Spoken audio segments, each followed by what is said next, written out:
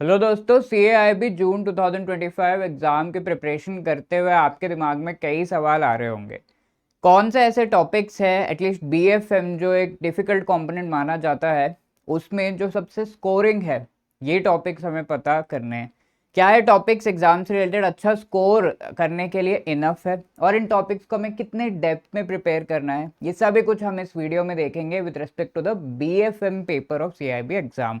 तो please stay tuned till the end. Before moving ahead, let me tell you, अगर आप CAIB exam की preparation कर रहे हैं then you should have a very good hold over the previous year questions, most important topics and MCQs, जिनका बढ़िया PDF document हमने बनाया है which you can download by clicking the link given in the description of this video. ठीक है, तो CAIB में सबसे ज्यादा स्कोरिंग टॉपिक्स कौन से हैं with respect to the BFM component, ये हम इस पर्टिकुलर वीडियो में देखेंगे। ओके, तो ये टॉपिक्स बताते हुए मैं आपको ये भी बताऊंगा कि प्रीवियसली क्वेश्चंस भी मैं दिखाऊंगा आपको जो पिछले जो ईयर है उसमें आए थे, and how those questions actually reflect कि ये टॉपिक्स जो है काफ़ी इंपॉर्टेंट है एग्जाम पॉइंट ऑफ व्यू से। ओके, तो most scoring topics actually help, एक डायरेक्शन देते हैं आपको, बिकॉज CAIB का सिलेबस स्पेशली BFM कंपोनेंट का काफ़ी ज़्यादा बिखरा हुआ है। One thing with BFM is that इसमें अलग अलग तरह के क्वेश्चंस आते हैं, एंड एक वर्ड हम इससे जोड़ सकते हैं, that is difficult. Yes, I am not lying, ये एग्जाम है थोड़ा सा डिफिकल्ट। ठीक है, थोड़ा सा क्या, कई लोगों को काफ़ी डिफिकल्ट लगता है, बुक से पढ़ना भी थोड़ा सा जो है प्रिपरेशन करना वो भी थोड़ा डिफिकल्ट हो जाता है। So that is why knowing the most important topics is very essential. Okay, तो यहाँ हम BFM के मोस्ट स्कोरिंग टॉपिक्स देखेंगे। अब BFM को पढ़ने के लिए आपका बेसिक जो सोर्स होना चाहिए, that should be the IABF का प्रिस्क्राइब्ड मैकमिलन की जो बुक है, ये BFM बैंक फाइनेंशियल मैनेजमेंट की, वो। अब इस बुक को आप खुद से पढ़ रहे हैं या फिर आपको कोई ये बुक अच्छे से एक्सप्लेन कर दे रहा है, which one would be a better option for you? आप बताइए मुझे। This one, second one, obviously if somebody is explaining it to me. तो फॉर दिस सेक, अगर BFM की अच्छी प्रिपरेशन नहीं हुए है, I would say you should definitely take a course, and EduTap is providing a course जो आप join कर सकते हैं, super crash course for the bank financial management. Just before the exam 14 दिन का टाइम है, तो उस टाइम को आप बेस्ट यूटिलाइज कर सकते हैं by actually covering up all of these topics just before the exam. ठीक है, मोस्ट इंपॉर्टेंट टॉपिक्स वहां पर आपको पढ़ाए जाएंगे in this super crash course. उसका लिंक आपको डिस्क्रिप्शन में मिल जाएगा, वहां से आप ज्वाइन कर सकते हैं। नाउ इस सुपर क्रैश कोर्स में प्रैक्टिस के लिए MCQs भी है, चैप्टर वाइज नोट्स भी प्रोवाइड किया जा रहा है, तो आराम से आप रिवाइज भी कर सकते हैं। तो these things are there. I am not promoting my course, but ये है कि आपको कोई गाइडेंस जरूर ले लेनी चाहिए, and what EduTap is providing वो मैं आपको बस बता रहा हूँ। आप कहीं और से भी ले सकते हैं, it is up to you, right? There are various platforms you can take from there also. अब RBI के सर्कुलर से भी आपको काफी सारा जो इन्फॉर्मेशन है, डेटा है, वो सब अपडेट करना होता है। एंड BFM इंटरनेशनल बैंकिंग है, तो इंटरनेशनल रूल्स एंड नॉर्म्स अगर चेंज हो रहे हैं तो you have to update that also. ठीक है, अब मॉड्यूल कौन से हमारे BFM में इंपॉर्टेंट है, मोस्ट स्कोरिंग है, ये सबसे पहले जानना जरूरी है। तो as you know, BFM 4 modules में डिवाइडेड है, A, B, C and D। ठीक है, तो सबसे ज्यादा स्कोरिंग हमारे मॉड्यूल A एंड B है। मोस्ट स्कोरिंग वुड बी कि कहाँ से सबसे ज्यादा क्वेश्चन आ रहे हैं, तो obviously module A and B से सबसे ज्यादा क्वेश्चन आ रहे हैं, they are the most scoring. अब मॉड्यूल A में मैं आपको चैप्टर्स भी बता दे रहा हूँ विच यू कैन रेफर, एंड ये चैप्टर्स आपको काफ़ी अच्छे से हेल्प करेंगे एग्जाम पॉइंट ऑफ व्यू से। जो सबसे ज़्यादा स्कोरिंग चैप्टर्स है, obviously they are the most important ones. तो module A is international banking, इसमें चैप्टर नंबर 1 से 7 तक बहुत सारे क्वेश्चंस एग्जाम में आते हैं। I will also show you. तो ये सारे questions make these chapters the most scoring. ठीक है, अब इसके अलावा also see the questions that have come in the exam. जुलाई 2024 में कुछ क्वेश्चंस आए थे, although we could not recollect all the जो है deep case studies and numerical based questions, खास हम रिकलेक्ट नहीं कर पाए, बट एटलीस्ट एक आइडिया कि कौन से एरियाज से पूछ रहा है वो तो हमें लग रहा है फ्रॉम दीज क्वेश्चंस। तो जुलाई 2024 में ये क्वेश्चन था, as per the liberalised remittance scheme. तो ये चैप्टर 2 में आपका लिबरलाइज्ड रेमिटेंस स्कीम आता है, तो इससे रिलेटेड काफ़ी क्वेश्चंस आता है। वन टॉपिक इसकी, ये जो लिबरलाइज्ड रेमिटेंस स्कीम है, फ्रीली जो मनी आप कैरी कर सकते हैं इंडिया से बाहर, वो अमाउंट कितना है? ठीक है, कन्वर्ट करके ले जा सकते हैं, तो वो अमाउंट कितना है?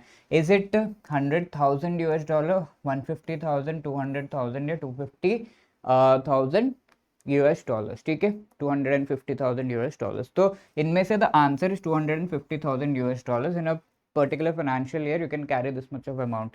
Apart from that, there was another question. As per the LRS scheme, loans by resident individuals to NRI close relatives, इसमें कितना परसेंटेज ऑफ इंटरेस्ट होता है ये पूछा गया था, ठीक है। एनआरआईज अपने क्लोज रिलेटिव्स को अगर लोन्स दे रहे हैं तो उस पर इंटरेस्ट कितना रहेगा, तो generally it is free of interest, ठीक है, C would be the right answer. तो इस तरीके से आप देख सकते हैं एलआरएस स्कीम से काफी क्वेश्चंस हैं। Now one more question related to bill of lading document, this is from 4th chapter letter of credit. तो काफी questions letter of credit related, there are case studies, कुछ न्यूमेरिकल टाइप क्वेश्चंस, बट ऐसे lengthy questions आपको statement based questions भी आ जाते हैं। अब बिल ऑफ लीडिंग एक ट्रांसपोर्ट रिलेटेड डॉक्यूमेंट है। ये transport related document bill of lading के मेन फीचर्स अगर हम देखें, बिल ऑफ लीडिंग अगर आप कोई जो गुड्स है from exporter you are taking to some importer let's say, ठीक है, तो ऐसे में यहाँ जो ओरिजिन है, ओरिजिन पोर्ट है और कहाँ पर लेकर जाना है, डेस्टिनेशन पोर्ट है, इनसे रिलेटेड इन्फॉर्मेशन आपको बिल ऑफ लीडिंग डॉक्यूमेंट में देखने को मिलेगा। और ये जो शिप ओनर या फिर जो पर्सन है जो लेकर जा रहा है, who has the total mandate to take this particular goods from the exporter to the importer, वो शिप ओनर या शिप का जो कोऑर्डिनेटर है, एजेंट है, that person will be issuing the bill of lading. और ये ब्लैंक एंडोर्स्ड होता है, यानी कि ये किसी के नाम पे स्पेसिफिकली नहीं इशू होता है, बस गुड्स का स्टेटस आपको बताता है। तो it is a transport document, ठीक है। तो आप स्टेटमेंट्स पढ़ते हैं, bill of leading transport document evidencing movement of goods from the port of shipment two port of destination. Bill of leading should be complete set of negotiable copies, number of non-negotiable as stipulated in the letter of credit. It should bear signature of the ship owner, should bear the letter of credit number. अगर इस transaction से related कोई letter of credit भी है उसका number भी होना चाहिए। तो all of this things are correct, so 1 2 3 and 4 D would be the right answer, ठीक है। इसी तरीके से income tax act and tax collected at source, LRS related यहाँ पर पूछा गया है कि अगर आप एलआरएस लेकर जा रहे हैं इंडिया से बाहर, तो ऐसे केस में व्हाट इज द अमाउंट जिस जो कि एक रिबेट की तरह प्रोवाइड किया जाता है, तो कितना अमाउंट तक आपको रिबेट मिल रहा है, उस पर कोई टैक्स नहीं लगेगा। If you are transacting above that then you have to pay the tax. तो यहाँ पे 7 लाख रुपीज तक आपको एक रिबेट मिल रहा है, तो B is the right answer. Property inherited by person Y during 2020 from the deceased parent in India, ठीक है। तो ये एक केस स्टडी है जो पूछा जा रहा है कि प्रॉपर्टी उसने इनहेरिट की थी 2020 में, ये during 2020 from the deceased parent, parent जो है अनफॉर्चुनेटली डेथ हो जाती है उनकी, तो उनका जो प्रॉपर्टी इनहेरिट पर्सन बाय ने कर लिया। अब इसके बाद 20 लाख रुपीस का है, अभी ट्रांसफर किया जा रहा है वो अमाउंट को, ठीक है। वाई हैज़ गॉन अब्रॉड, जनवरी 2019 में ऑलरेडी एनआरआई बन चुके थे, इंडिया से बाहर जा चुके थे। अब ये प्रॉपर्टी के मनी 2020 में वाई के पास आ रहा है, तो अब कौन से अकाउंट में इसको डालेंगे, तो ये प्रॉपर्टी का जो सोर्स है वो इंडिया के अंदर ही है, इंडिया में वो प्रॉपर्टी थी वही है, तो इंडिया के अंदर से कोई भी अमाउंट आपको मिल रहा है तो that goes into the non resident ordinary rupee account, तो NRO account B is the right answer over here, ठीक है। अब अपार्ट फ्रॉम दैट 2024 में आईईसी नंबर पर क्वेश्चन था कि ये किसके लिए इशू किया जाता है, IEC importer exporter code number, तो both importer as well as exporter के लिए इशू किया जाता है, C is the right answer. SWIFT code related यहाँ पे पूछा गया था, MT700 ये कोड किस चीज को इंडिकेट करता है, तो ये इंडिकेट करता है किसी भी letter of credit related transmission को, ठीक है। अब amending a letter of credit ये MT707 कोड है, तो स्विफ्ट कोड्स होते हैं विच गिव द इंफॉर्मेशन कि किस तरीके से कोई ट्रांजैक्शन हो रहा है एंड उससे रिलेटेड इन्फॉर्मेशन अगर हमें पास ऑन करना है तो स्विफ्ट कोड के थ्रू किया जाता है। तो amending the letter of credit 707 swift जो है MT, उससे आपको पता चलता है, इस तरीके से आप ये चीज़ें देख सकते हैं।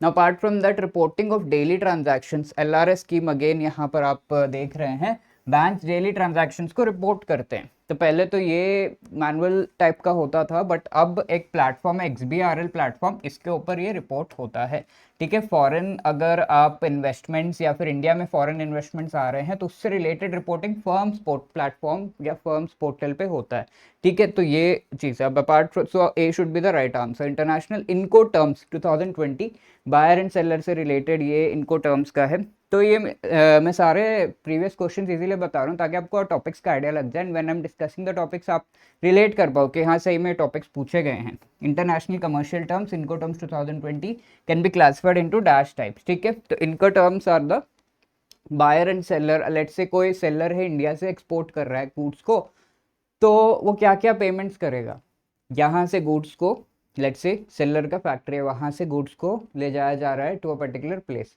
वो ट्रांसपोर्टेशन का कॉस्ट, वो प्लेस से फिर ले जाया जा रहा है टू द पोर्ट, वो ट्रांसपोर्टेशन का कॉस्ट, पोर्ट पे अपलोड जो उसे लोड किया जा रहा है ओवर द शिप उसका कॉस्ट, अपलोड करने के बाद फिर वो जाएगा, इंश्योरेंस का कॉस्ट, फिर उसका फ्रीट का कॉस्ट है, वहाँ जो है बाहर रखा जाएगा, ठीक है, ऑफलोड किया जाएगा, वो सब, ये काफ़ी सारे कॉस्ट है। तो कौन कौन सा कॉस्ट पे करेगा, इसके बेसिस पे 4 कैटेगरीज के इनको टर्म्स होते हैं, ठीक है। बायर कौन सा कॉस्ट पे कर रहा है, सेलर कौन सा कॉस्ट पे कर रहा है। तो देयर आर 4 कैटेगरीज एंड इसमें सब कैटेगरीज आप देख सकते हैं कि 11 types of Incoterms actually are there, ठीक है। हाउ मेनी कैटेगरीज, तो देयर आर 4 कैटेगरीज। तो ऑप्शंस के हिसाब से you can see 4D is the right answer. इसी तरीके से मॉड्यूल ए में letter of credit which contains commitment, ठीक है, जब भी कमिटमेंट होगा उसे हम इररिवोकेबल लेटर ऑफ क्रेडिट कहते हैं। Letter of credit buyer seller के बीच है, सेलर ने गुड्स भेज दिए, बायर ने इमीडिएटली पे नहीं किया, पे बैंक ने कर दिया, ठीक है। तो एक गारंटी दे रहा है बैंक कि हाँ ठीक है वो बाद में पे करेगा, आई विल पे फर्स्ट। तो यहाँ पर बैंक अगर इस ट्रांजैक्शन से निकलना चाहता है and it will come out, तो it is called revocable.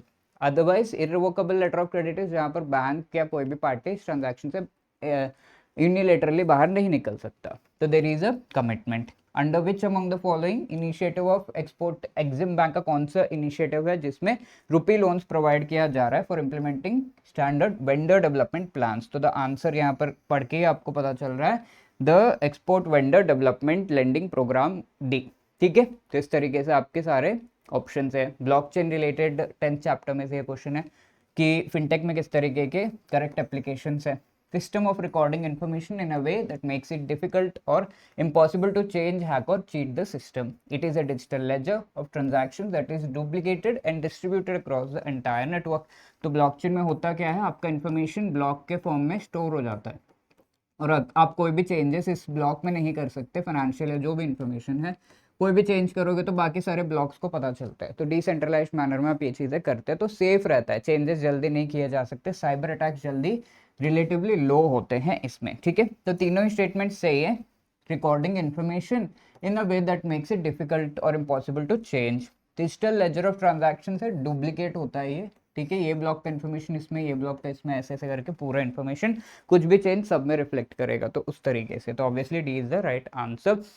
And international financial services centre में जो बैंकिंग यूनिट्स एस्टैब्लिश होते हैं उनसे रिलेटेड क्वेश्चन आते हैं। Private sector banks are not eligible to set up. तो प्राइवेट पब्लिक सभी सेटअप कर सकते हैं एक्चुअली आईएफएससी में। तो आईएफएससी इंडिया में एक ही है, गिफ्ट सिटी गुजरात में ये आईएफएससी है। तो वहाँ पर टैक्स वगैरह कम लगता है, तो that is what is known as foreign land as far as economic transactions are concern. तो इंडिया में टैक्स लगेगा, बट अब फॉरेन यूएस में कोई बिल्डिंग या किसी भी फाइनेंशियल ट्रांजैक्शन पर टैक्स नहीं लगा सकते। तो वैसे ही फॉरेन कंसिडर किया जाता है इस एरिया को। पॉलिटिकली तो इंडिया के अंदर है but economically it is out of India और टैक्स इस पर नहीं लगता, ठीक है। अच्छा खासा टैक्स सेव होता है वहाँ पर अगर आप कोई भी अपना बॉडी इस्टेब्लिश करते हैं या ऑफिस इस्टेब्लिश करते हैं, like banks establish international financial services centre banking unit IBU there, ठीक है। तो बैंक के पास एटलीस्ट $20 मिलियन होने चाहिए उस IBU को डेडिकेटेड, सो दैट वो ट्रांजैक्शंस कर सके। तो eligible banks interested in setting up IBUs will be required to obtain prior permission, ठीक है। RBI का प्रायर परमिशन लेना होता है। Parent bank will be required to provide a minimum capital of $20 million in any foreign currency. Yes, उनके पास इतना currency होना चाहिए। Liabilities of IBU are examples, यहाँ पर SLR CRR दोनों जो है एग्जेम्प्ट फ्रॉम दीज थिंग्स। तो उन्हें CRR SLR वगैरह मेंटेन करने की ज़रूरत नहीं है, ये चीज़ कही जा रही है, ठीक है। तो यहाँ पर तीनों स्टेटमेंट सही है कि उन्हें कोई RBI से परमिशन लेना है, then $20 million and CRR SLR maintain करने की ज़रूरत नहीं है, but they are not eligible. जो प्राइवेट बैंक्स एलिजिबल नहीं, ये गलत है। ऑल बैंक्स कैन ओपन, तो that is why 2, 3 and 4 C is the right answer over here, ठीक है। ऐसे नवंबर में कुछ क्वेश्चन है। Foreign currency which a person travelling to Haj pilgrimage कितना ले जा सकता है, ठीक है। तो फॉरेन एक्सचेंज इन फुल में be realised in the form of foreign currency notes, ठीक है। तो जितना भी फॉरेन करेंसी उसके पास है वो ले जा सकता है, बट हज कमेटी ऑफ इंडिया के जो लिमिट्स है उसके अंडर जो भी डिसाइड किया गया है उतना मनी वो ले जा सकता है, and it is based upon in which country he is going. ठीक है, तो that is why either A or B would be the right answer. ठीक है, जो कंट्री में जा रहा है उसके हिसाब से, अगर इट इज टू रशिया तो then full money can be exchange, but if he is going to somewhere else it will be different. तो हज कमेटी ने जो डिसाइड किया उसके हिसाब से ये होगा, तो इधर ए और बी यहाँ पर आंसर होगा, C is the right answer. SNRR account में maximum tenure of this SNRR account कितना कितना टाइम के लिए आप ये ओपन कर सकते हैं। तो SNRR is one of the NRI account, special non resident rupee account. ठीक है, तो बिजनेस पर्पसेस से कोई भी फॉरेनर इंडिया में आता है तो उसको ये ओपन करने को परमिशन दिया जाता है, मतलब maximum tenure for that is 7 years. ठीक है, 7 ईयर्स तक के लिए ओपन किया जा सकता है। And finally we have the FCNR-B account, foreign currency non resident. तो एनआरआई है इंडिया में foreign currency based account open करते हैं, तो उससे रिलेटेड ये अकाउंट वो ओपन कर सकते हैं। They can open 2 types of rupee account, that is NRE NRO, and 1 foreign currency account. ठीक है, FCNR-B। और वो जब रिटर्न कर जाते हैं इंडिया में तो resident foreign currency account open कर सकते हैं। Any foreigner who has business interest in India they can open the SNRR account. ये 5 तरह के अकाउंट्स है। तो non resident and persons of Indian origin are permitted to open and maintain this account. Deposit may be accepted in any permissible currency. Permitted credit is applicable only for opening the account. ठीक है, तो ये तीनों ही चीज़ें यहाँ पर correct हैं कि डिपॉजिट्स एक्सेप्ट होते हैं in any of the permissible currency, and credit जो है अकाउंट ओपन करते समय debit while getting the amount out of the account, then you can debit all the money. ठीक है, तो इस तरीके से सारे हमारे टॉपिक से। ठीक है, आप देख सकते हैं characteristics of the forex market, इस पे भी पहले क्वेश्चन आ चुका है। Foreign exchange related arithmetic inward outward transmission जो है, जो हमारे ट्रांजैक्शंस है उनसे रिलेटेड क्वेश्चंस आते हैं। बीमा पे सेक्शंस LRS से तो आते ही आते हैं। कैपिटल अकाउंट ट्रांजैक्शंस हमने देखे, LRS के ऊपर कितना जो है टैक्स वगैरह लग रहा है, ये सब इसमें आ जाता है। Electronic modes of transactions and NRI accounts, देखिए letter of credit related parties कौन से इन्वॉल्व है, UCPDC करके इसके स्टैंडर्ड्स है, उस पर भी क्वेश्चन आते हैं from the 4th chapter. 5th chapter exporter importer के क्या फैसिलिटी है, IEC नंबर हमने देखा। ट्रेड क्रेडिट रिलेटेड भी क्वेश्चन आ जाते हैं। External commercial banking like firms portal वगैरह पे भी क्वेश्चन आए हैं। ऑपरेशनल गाइडलाइंस इसमें क्या है, ECGC के इनिशिएटिव्स हमने देखा, vendor development program, and EXIM bank के इनिशिएटिव्स, एग्जिम बैंक का हमने देखा था, वो पूछे गए हैं। अब गिफ्ट सिटी में different entities and regulatory framework, उनसे रिलेटेड क्या है, डिजिटल प्लेटफॉर्म एंड फिनटेक किस तरीके से इंटरनेशनल बैंकिंग में यूज़ किया जा सकता है, ये सब भी यहाँ पे पूछा जाता है। Okay, now coming to module B, इसमें आप देख सकते हैं जुलाई 2024 में एक question, enterprise wide risk management framework. ठीक है, तो ये फ्रेमवर्क है जिसमें एक पर्टिकुलर जो ऑफिस है या बैंक है लेट से, उसमें हर तरह का रिस्क होता है। The basic 3 risk are the market, credit and the operational risk. इसके अलावा बहुत सारे और भी रिस्क हैं। ठीक है, मॉडल बी में आप पढ़ते हैं। तो इन सभी रिस्क को एक साथ अगर आप कंसिडर करके एंटरप्राइज वाइड कॉम्प्रहेंसिव रिस्क, ठीक है, एंटरप्राइज वाइड रिस्क उसे कहा जाता है, तो उसको अगर कैलकुलेट करके डिफरेंट पैरामीटर्स के थ्रू उसको कंट्रोल करने की कोशिश कर रहे हो तो that is called the enterprise wide risk management framework. इसमें कितने की कंपोनेंट्स हैं एंड कितने ऑब्जेक्टिव्स है ये पूछा गया है। तो देयर आर 8 की components, internal environment, objective setting, risk assessment, risk response, control activities, information communication and monitoring. ये 8 की कंपोनेंट्स हैं। 4 ऑब्जेक्टिव्स इसके हैं, स्ट्रैटेजिक, ठीक है, ऑपरेशन सही सही चले, स्ट्रैटेजी सही हो, ऑपरेशन सही हो, उसकी रिपोर्टिंग हो एंड कंप्लायंस हो रहा है कि नहीं ये देखा जाए। 4 की इसके ऑब्जेक्टिव्स है। ठीक है, तो that is why 8 and 4 A will be the right answer. देख सकते हैं आप एंटरप्राइज वाइड रिस्क, ये इससे रिलेटेड क्वेश्चन आते ही आते हैं। Now headquarters of bank of international BIS का हेडक्वार्टर्स कहाँ पर है ये पूछा गया, तो बासेल स्विट्जरलैंड। डेफिनेटली ये क्वेश्चन 2-3 बार आ चुका है, तो इवन दो देखने में इजी लग रहा है but this question has been asked. Then liquidity coverage ratio and we have the net stable funding ratio, ये 2 टॉपिक से क्वेश्चंस आते ही आते हैं। यहाँ पर इनकरेक्ट स्टेटमेंट्स पूछे गए हैं। नेट स्टेबल फंडिंग का मतलब होता है कि बैंक को लॉन्ग टर्म के लिए कितना फंड्स का रिक्वायरमेंट है। ठीक है, रिक्वायर्ड स्टेबल फंडिंग इसे कहते हैं। एंड जो अवेलेबल स्टेबल फंडिंग बैंक के पास है, लेट्स से 100 रुपीज़ अवेलेबल है एंड रिक्वायर्ड इज 100, इस तरीके से, राइट। तो available stable funding over the required stable funding इस तरीके से होगा। तो 100 एटलीस्ट 100 होना चाहिए जो अवेलेबल है, रिक्वायर्ड स्टेबल फंडिंग से ज़्यादा भी हो सकता है but not less than that. तो इस तरीके से net stable funding ratio long term का असेसमेंट है ये।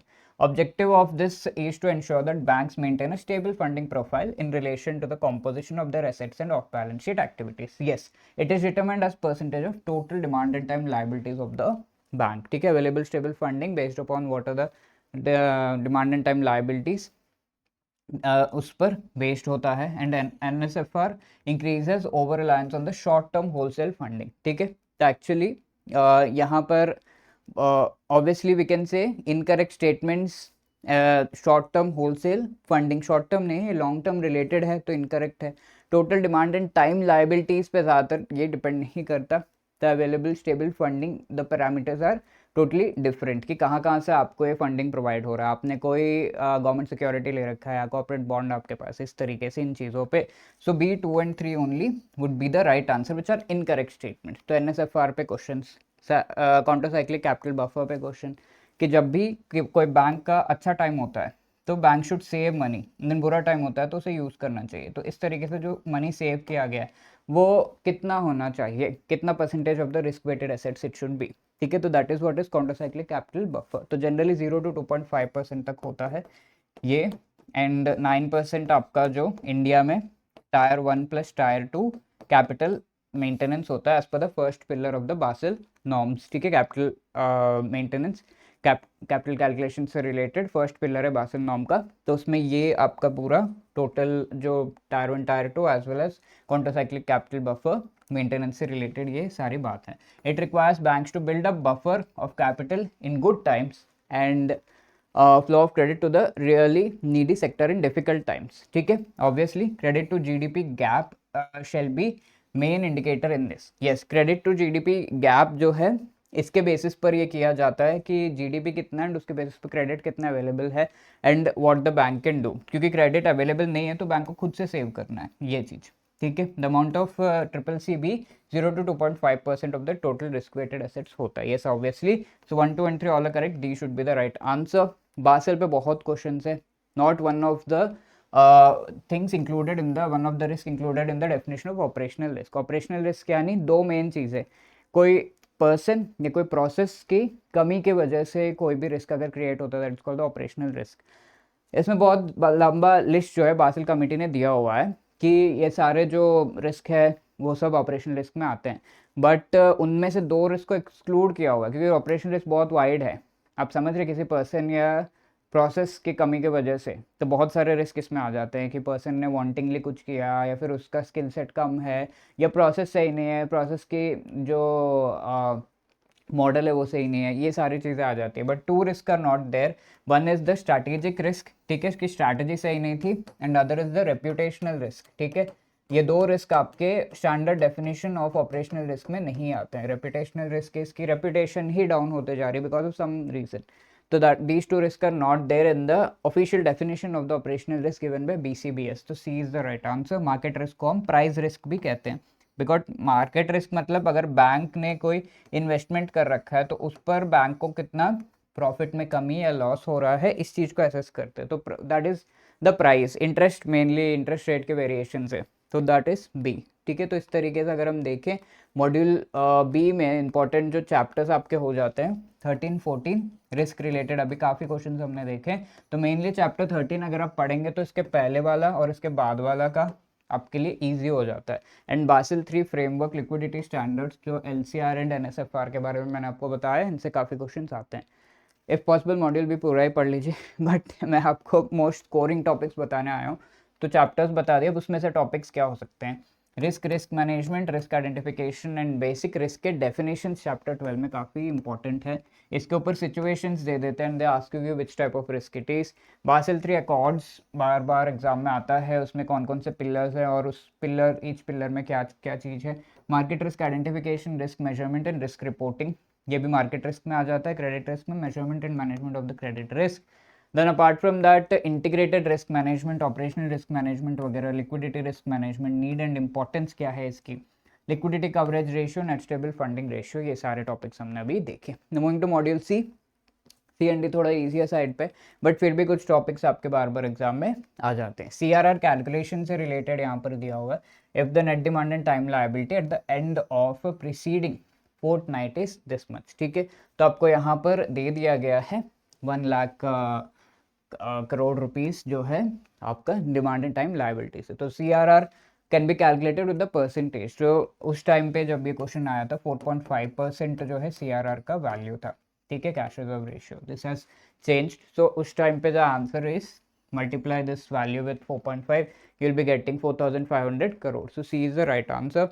Which among the following types of options gives a right to the holder to buy an underlying product, ठीक है, at a pre-fixed rate on a specified future date, ठीक है।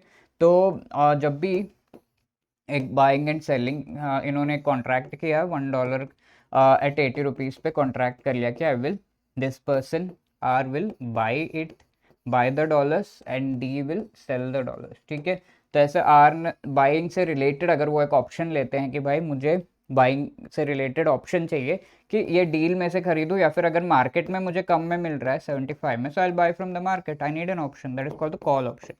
ऐसे ही ये सेलर जो है अगर मार्केट में 85 पे सेल हो रहा है तो मैं ये डील पे सेल नहीं करके I will sell it in the market, तो he also wants an option that is called the put option, ठीक है। Which among the types of option gives right to the holder to buy, ठीक है। Right to bye आपको कहाँ पे, call option में मिल रहा है, तो that is why C is the right answer. Right means he can buy from anywhere that. Now CRR SLR के मिनिमम वैल्यूज थे। Initially CRR was to be fixed between 3 to 20%, SLR was to be fixed between 25 to 40%। तो अब तो ये वाला limits है ही नहीं, minimum limits SLR का भी नहीं बट मैक्सिमम है, तो इसके हिसाब से the correct answer for the limits is this one. CRR SLR कई क्वेश्चन आप देख सकते हैं, commercial paper certificate of deposit वगैरह से आता है। कमर्शियल पेपर का बायबैक पीरियड पूछा हुआ है, यानी कि आपने कोई कमर्शियल पेपर लिया which is actually a short term bond issued by the companies mainly, ठीक है, 1 ईयर से कम के, तो उसका बायबैक पीरियड कितना है, कब तक उससे रिटर्न पॉलिसी क्या है, ठीक है, 14 डेज रिटर्न पॉलिसी वगैरह होता है अमेजॉन फ्लिपकार्ट, तो वैसे यहाँ पे क्या है, तो 30 days is the right answer. You tell me in the comment section कि सर्टिफिकेट ऑफ डिपॉजिट का बायबैक पीरियड कितना है, okay, please let me know. तो इस हिसाब से module C is treasury management, इसमें treasury products chapter 20, 23 funding and regulatory aspect, treasury risk management and derivative products, ये 4 आप जो है इंपॉर्टेंट चैप्टर्स मार्क कर लीजिए, ठीक है। Apart from these are the topics, treasury management का कॉन्सेप्ट कई बार आ जाता है एग्जाम में, छोटा question, forex market, money market, regulatory environment in the international equity debt product, CRR SLR very important, liquidity adjustment facility हो गया, use of derivative risk management है, टाइप्स ऑफ डेरिवेटिव प्रोडक्ट्स यहाँ पे कमर्शियल पेपर CD ये सब से question, asset liability management से question. अब मॉड्यूल डी में प्रवेश करते हैं। यहाँ पर मेनली आपको जो non performing asset classification and provisioning, इससे क्वेश्चंस आते हैं, ये एक चैप्टर है, काफ़ी क्वेश्चंस आते हैं, एंड रिस्क मैनेजमेंट रिलेटेड जो भी चैप्टर्स हैं उनसे आते हैं। तो देखिए यहाँ पे क्वेश्चन है जुलाई का मॉड्यूल डी में से, non performing asset of the minimum amount due credit card से रिलेटेड, अगर ड्यू डेट से कितना डेज तक का आप पेमेंट नहीं करते तो इट इज कॉल्ड NPA। तो obviously the time period is 90 days, C is the right answer.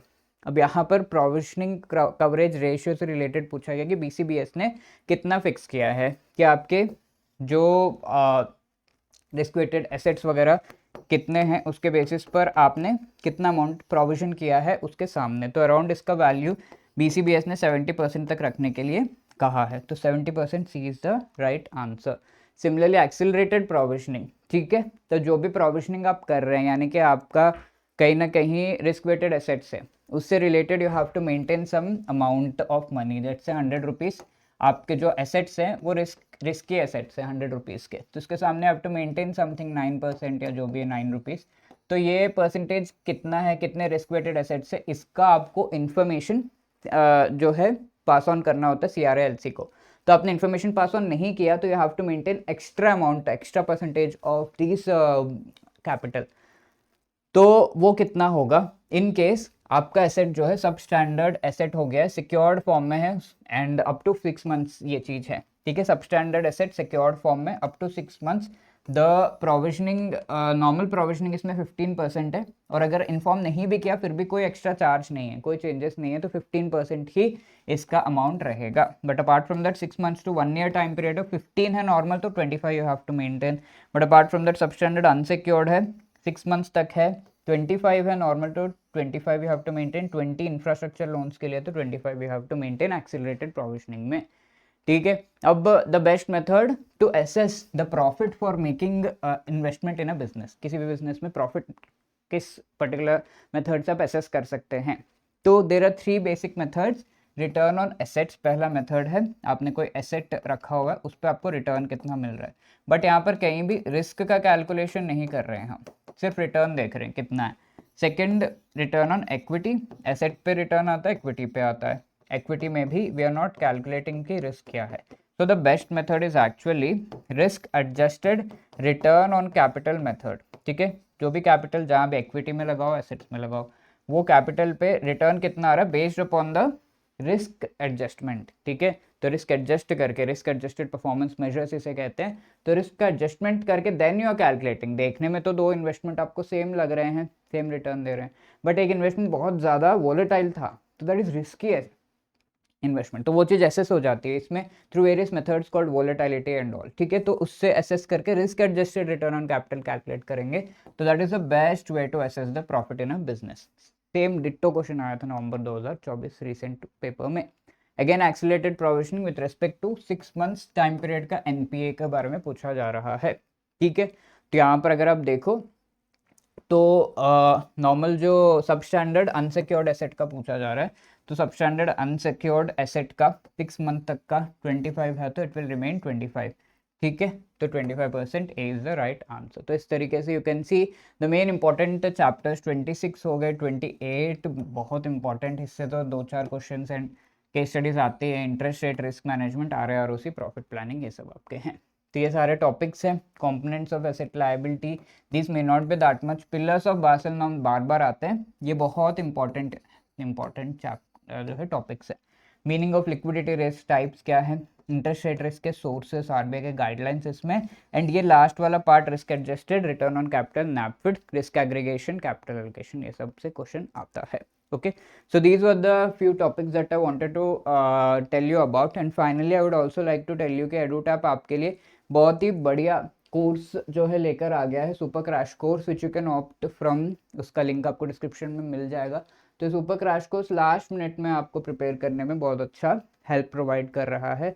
तो you can go to CAIIB courses, combo में जा सकते हैं, यहाँ से आप ये जून 2025 का सुपर क्रैश कोर्स चारों जो कंपलसरी कंपोनेंट्स हैं उनसे रिलेटेड ऑप्ट कर सकते हैं. तो इसमें आपको most important topics live classes के थ्रू पढ़ाए जा रहे हैं. ईच एंड एवरी चैप्टर के concept notes, MCQs, full length mock test, सब कुछ प्रोवाइड किया जा रहा है यहाँ पर. You can be part of this. The link is given in the description. Also, you are getting a discount of 75% here, CAB75 code use करके. अगर आप ऐसा चाहते हैं कि नहीं मुझे एक ही कंपोनेंट का चाहिए, सबका नहीं चाहिए, तो you can go for that also. ठीक है, ABM, BRBL, BFM, ABFM चारों के आपको सुपर क्रैश कोर्स यहाँ पे प्रोवाइड किए जा रहे हैं. तो हरी अप, एंड ये सारे आपके इंपॉर्टेंट टॉपिक्स थे. अगर आपको ऐसा लग रहा है कि नहीं मुझे क्वेश्चंस ने टॉपिक्स चाहिए, तो can just skip those parts and topics आप देख सकते हैं. And wishing you all the best इस लास्ट मोमेंट पे. पैनिक मत करिए, नो प्रॉब्लम, ये टॉपिक्स थोड़े बहुत रह गए तो एग्जाम से पहले भी टाइम है, तो उन टॉपिक्स को कवर कर लीजिए. But keep your confidence high, जो भी पढ़ा लेट से उसी में आएगा. ऐसा अगर आपको पता होता तो बहुत अच्छा होता. तो just think in that manner and prepare. Wishing you all the best. Thank you so much.